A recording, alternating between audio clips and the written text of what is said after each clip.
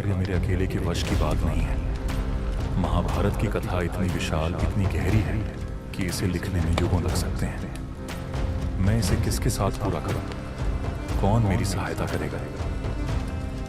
व्यास, यह केवल एक कथा नहीं बल्कि युगों युगों तक मानवता के लिए एक मार्गदर्शक होगी। इस कार्य के लिए तुम्हें एक दिव्य सहायक की आवश्यकता है। लेकिन देवताओं में कौन इस कार्य में मेरा साथ देगा?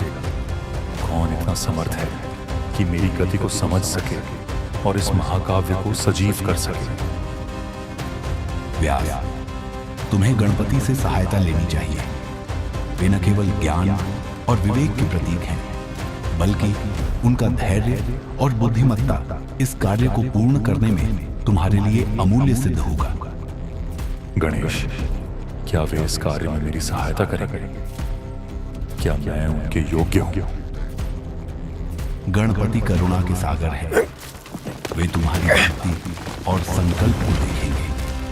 उनकी शरण में जाओ और अपनी विनम्र प्रार्थना से उन्हें इस कार्य के लिए मनाओ।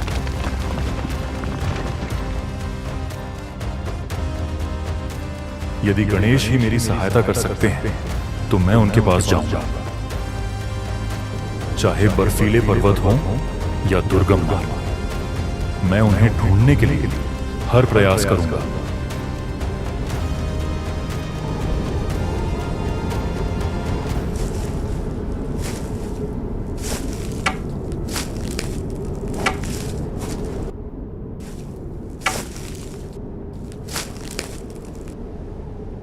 आओ व्यास, मैं तुम्हारी प्रतीक्षा कर रहा था।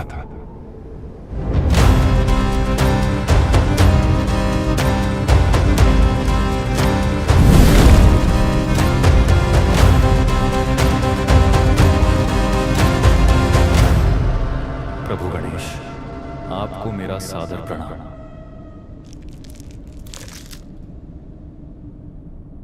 मुझे महाभारत जैसे महान ग्रंथ को लिखने का कार्य सौंपा गया है, लेकिन यह अकेले मेरे बस का नहीं। मैं आपकी सहायता के लिए आया हूं। व्यास, तुम्हारी भक्ति और ज्ञान ने स्वर्ग तक को प्रभावित किया है। मैं तुम्हारी सहायता करूंगा, लेकिन मेरी एक शर्त है। कृपया बताइए प्रभु, आपकी क्या शर्त है?